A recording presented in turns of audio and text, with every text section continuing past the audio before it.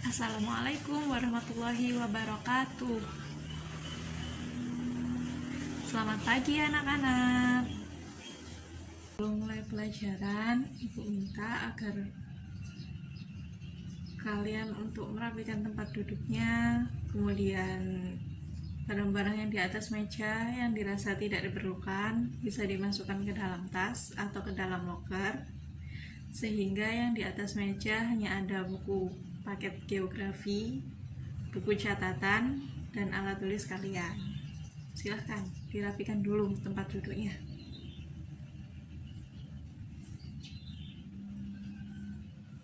Sudah rapi semua? Baik. Sebelum mulai pelajaran, sebaiknya kita berdoa terlebih dahulu kepada ketua kelas. Silahkan untuk dipimpin berdoa.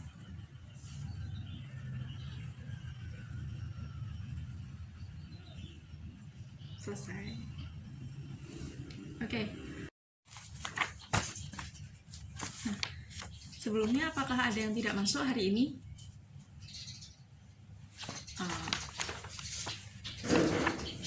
Ibu absen dulu ya. Aditya. Ya. Ahmad Ilham. Dian Widi. Ada. Muhammad Haris. Muhammad Haris. Oh, tidak masuk. Kenapa? Sakit. Ada surat izinnya? Oh iya. Nanti disampaikan ke ibu ya. Muhammad Rizky. Ada. Novita. Olivia. Ya, ada. Baik. Yang tidak masuk hanya Muhammad Haris tadi ya. Ya, oke. Oke. Materi pada pertemuan kali ini adalah tentang mitigasi bencana. Berbicara tentang bencana, apa aja sih bencana yang ada di Indonesia ini yang kalian ketahui? Bisa disebutkan? Silahkan. Iya, yang pertama ada banjir. Kemudian yang kedua, tanah longsor, benar. Lalu yang ketiga, ya betul, gempa bumi. Dan masih banyak lagi ya bencana-bencana yang lainnya. Nah, pada pertemuan kali ini Ibu akan menyampaikan terlebih dahulu kompetensi dan indikator apa saja yang harus kalian penuhi untuk pertemuan kali ini. Nah, untuk kompetensi dasarnya yaitu 3.7, menganalisis jenis dan penanggulangan bencana alam melalui edukasi, kearifan lokal, dan pemanfaatan teknologi modern. Kemudian untuk indikator pencapaiannya adalah mengidentifikasi jenis bencana alam dan mengidentifikasi karakteristik bencana alam. Nah, oleh sebab itu materi kita pada hari ini adalah definisi bencana, kemudian jenis-jenis bencana, lalu ada jenis bencana alam, dan yang terakhir karakteristik bencana alam. Keempat materi itu harus kalian kuasai untuk pertemuan kali ini karena hal itu juga menjadi tujuan pembelajaran kita. Kita akan memasuki materi pertama pada pertemuan hari ini, yaitu tentang definisi bencana. Nah, sebelumnya Ibu ingin bertanya pada kalian, apa sih bencana itu? Yang bisa menjawab silahkan angkat tangan ya.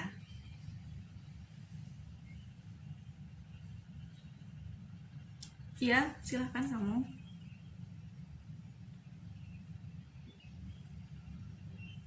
Ya, baik. Ya, jadi kalau menurut Mbak siapa tadi? Mbak Novita ya. Ya, jadi kalau menurut Mbak Novita tadi, bencana itu adalah suatu rangkaian peristiwa yang dapat menimbulkan kerugian dan menimbulkan kerusakan, begitu ya Mbak? Ya, baik. Nah, sekarang Ibu ingin menambahkan sedikit definisi dari bencana itu sendiri. Nah, Menurut Undang-Undang Nomor 24 Tahun 2007 tentang Penanggulangan Bencana, bencana merupakan peristiwa atau rangkaian peristiwa yang mengancam dan mengganggu kehidupan yang disebabkan baik oleh faktor alam dan atau faktor non-alam maupun faktor manusia, sehingga hal itu mengakibatkan timbulnya korban jiwa, kerusakan lingkungan, kerugian harta, dan dampak psikologis. Nah, bisa disimpulkan bahwa bencana alam merupakan suatu fenomena atau peristiwa yang mengancam atau merugikan manusia. Nah, sebuah fenomena dapat dikatakan sebagai bencana apabila fenomena tersebut memberikan dampak pada kehidupan manusia. Nah, kurang lebih seperti itu definisi dari bencana. Nah, sekarang kita akan memasuki materi yang kedua, yaitu tentang jenis-jenis bencana.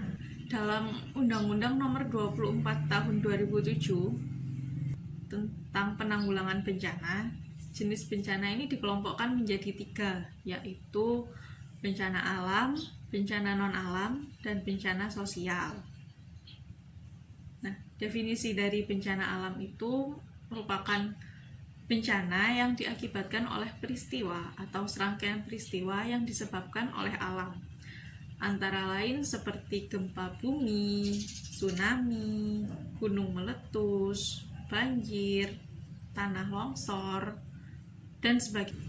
Kemudian untuk bencana non-alam ini merupakan bencana yang diakibatkan oleh fenomena non-alam, antara lain berupa kegagalan teknologi, kegagalan modernisasi, dan epidemi atau wabah penyakit seperti yang terjadi saat ini ya, pandemi corona ini juga termasuk bencana non-alam.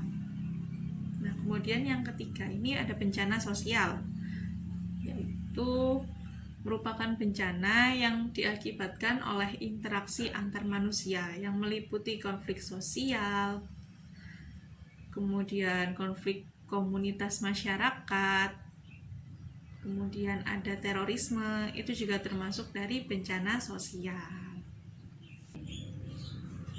Ya, kemudian materi selanjutnya adalah jenis dan karakteristik bencana alam. Nah, untuk yang pertama yaitu bencana alam gempa bumi. Ada yang tahu nggak gempa bumi itu apa?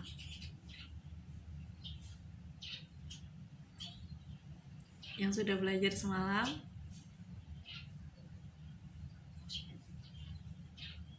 Baik. Kalau begitu kita jelaskan sedikit ya mengenai apa itu gempa bumi. Nah, gempa bumi ini merupakan getaran dalam bumi yang terjadi sebagai akibat dari terlepasnya energi yang terkumpul secara tiba-tiba dalam batuan yang mengalami deformasi. Nah, di Indonesia sendiri sering ya terjadi gempa bumi. Nah, ada beberapa daerah-daerah yang memang sering mengalami gempa bumi. Ada yang tahu nggak kenapa? Kenapa daerah-daerah tersebut sering terjadi gempa bumi? Ayo yang bisa jawab silahkan angkat tangan. Ya, kamu yang di sana.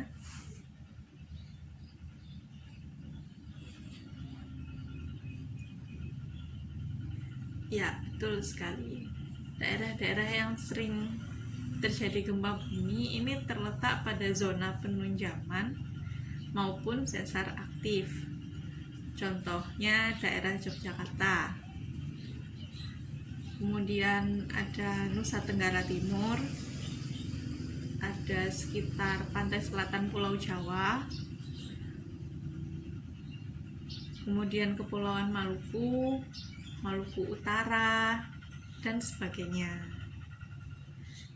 Nah, gempa bumi sendiri terdapat beberapa tipe.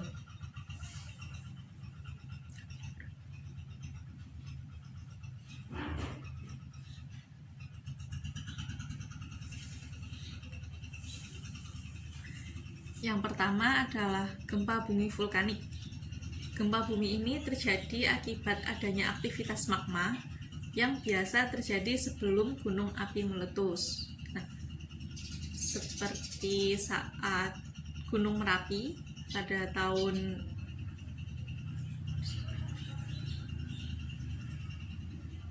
19 Nah, ketika Gunung Merapi itu akan terus terjadi getaran atau yang disebut gempa bumi vulkanik.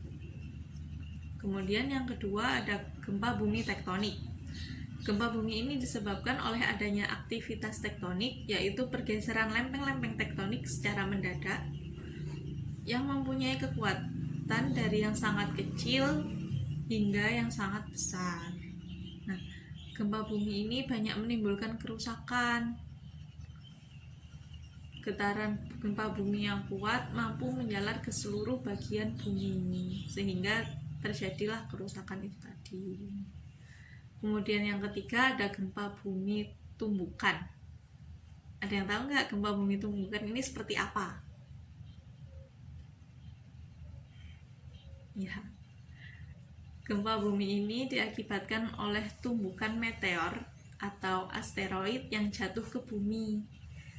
Jenis gempa ini jarang terjadi. Tuh.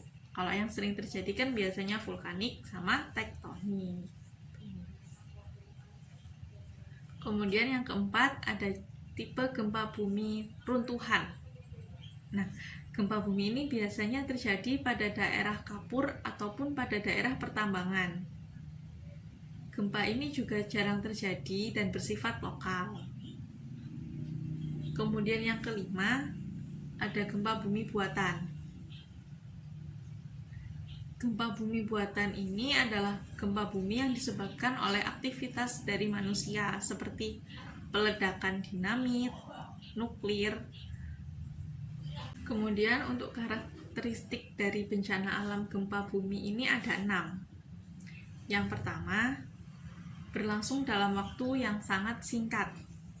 Yang kedua, lokasi kejadiannya tertentu. Ya, jadi nggak semua tempat bisa terjadi gempa bumi ini, enggak. Hanya pada daerah-daerah tertentu.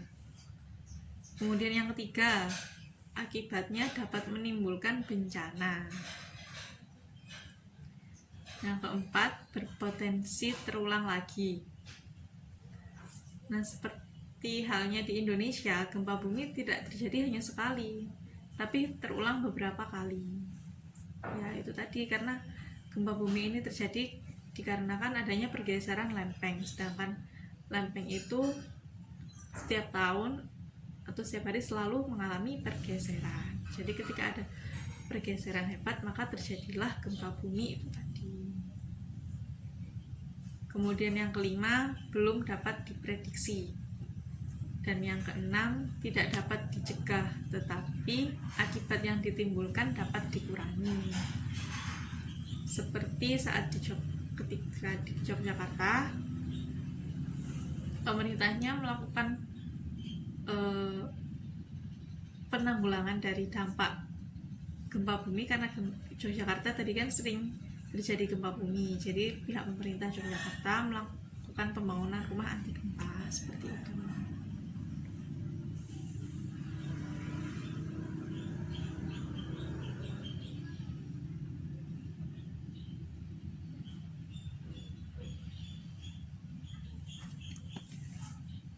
Yang kedua ada bencana alam tsunami.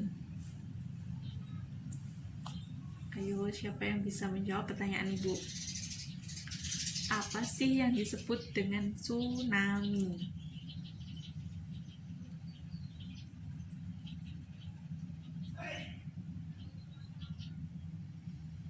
Ya, silakan dijawab, Mas.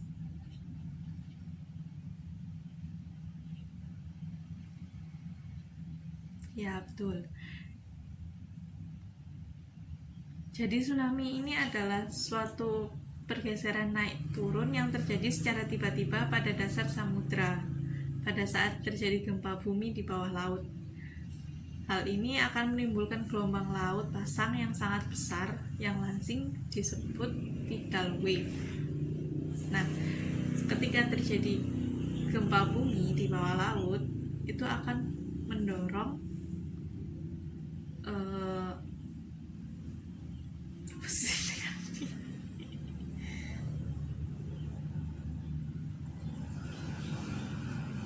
ketika terjadi gempa bumi di dasar laut atau di bawah laut, nah itu akan mendorong terjadinya gelombang tinggi sehingga terjadilah tsunami. Kemudian karakteristik yang kedua yaitu panjang gelombang tsunami, yaitu 50-200 km, jauh lebih besar daripada gelombang pasang laut yang biasanya sekitar 50-150 meter.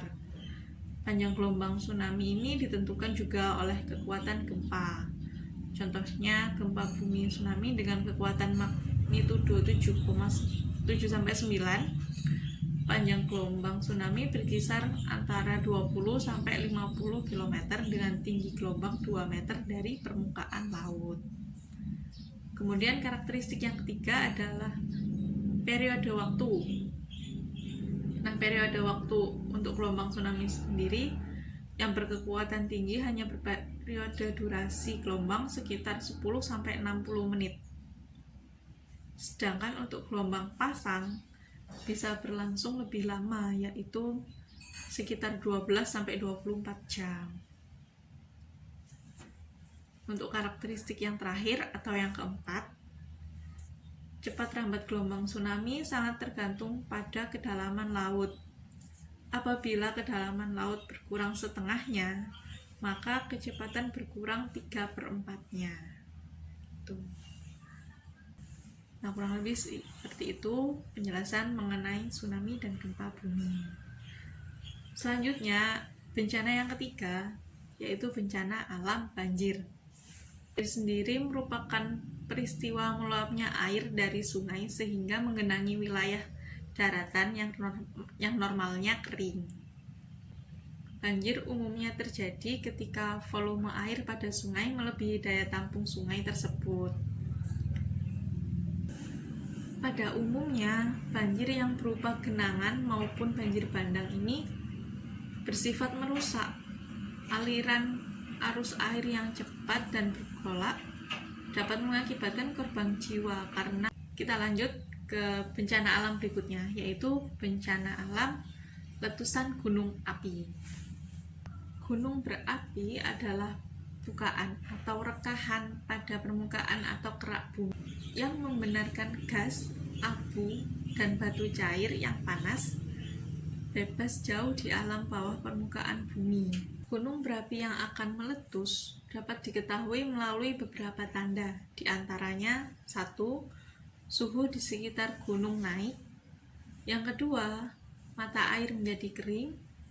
Yang ketiga, sering mengeluarkan suara gemuruh, kadang disertai dengan getaran atau gempa. Yang keempat, tumbuhan di sekitar gunung itu layu. Dan yang kelima, binatang di sekitar gunung bermigrasi. Kemudian hasil dari letusan gunung berapi antara lain, yang pertama gas vulkanik, yang kedua lava dan aliran pasir serta batu panas, yang ketiga lahar, yang keempat hujan abu, dan yang kelima awan panas. Kemudian bencana yang selanjutnya yaitu bencana alam tanah longsor. Secara geologis, Indonesia juga mengalami ancaman gerakan tanah atau yang pada umumnya sering disebut dengan tanah longsor. Nah, hampir setiap tahun ini di Indonesia mengalami bencana tanah longsor yang mengakibatkan korban dan kerugian besar. Untuk faktor yang menyebabkan tanah longsor ini pada prinsipnya biasanya terjadi bila gaya pendorong pada lereng lebih besar daripada gaya penahannya. Kemudian ciri-ciri dari tanah longsor ini ada 8. Yang pertama, munculnya retakan-retakan di lereng yang sejajar dengan arah tebing. Biasanya terjadi setelah hujan. Lalu munculnya mata air baru secara tiba-tiba. Kemudian disusul dengan tebing rapuh dan kerikil mulai berjatuhan. Nah, jika musim hujan biasanya air akan tergenang. Dan menjelang bencana itu airnya langsung hilang. Kemudian pintu dan jendela yang sulit dibuka. Runtuhnya bagian tanah dalam jumlah besar. lalu pohon atau tiang listrik banyak yang miring, dan yang terakhir halaman atau dalam rumah tiba-tiba amis. Nah, itu biasanya menjadi ciri-ciri terjadinya tanah longsor. Jika sudah tidak ada yang ditanyakan, selanjutnya Ibu akan memberikan kalian tugas. Nah, tugasnya ini adalah mencari bagaimana cara penanggulangan dari bencana-bencana alam yang sudah Ibu jelaskan tadi. Nah, untuk referensinya kalian boleh mencari dari buku-buku, dari artikel, atau dari internet juga boleh. Misalnya dari websitenya BNPB, itu nggak apa-apa. Nah, kenapa tugasnya mencari cara penanggulangan? Karena ini akan berhubungan dengan materi kita selanjutnya. Itu. Bagaimana? Sudah jelas untuk tugasnya? Oh iya, tugasnya ini boleh ditulis tangan atau berupa print out juga boleh, nggak apa-apa. Gimana, apa ada yang ditanyakan? Jika sudah tidak ada yang ditanyakan, sebelum mengakhiri pembelajaran hari ini, ada baiknya kita tutup dengan doa. Silahkan ketua kelas memimpin doanya.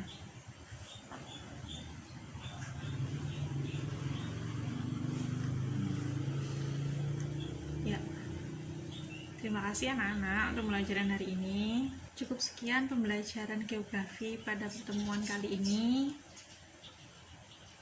Di rumah kalian jangan lupa belajar, jangan lupa juga dikerjakan tugas-tugasnya. Tetap jaga kesehatan. Sekian dari Ibu. Wassalamualaikum warahmatullahi wabarakatuh.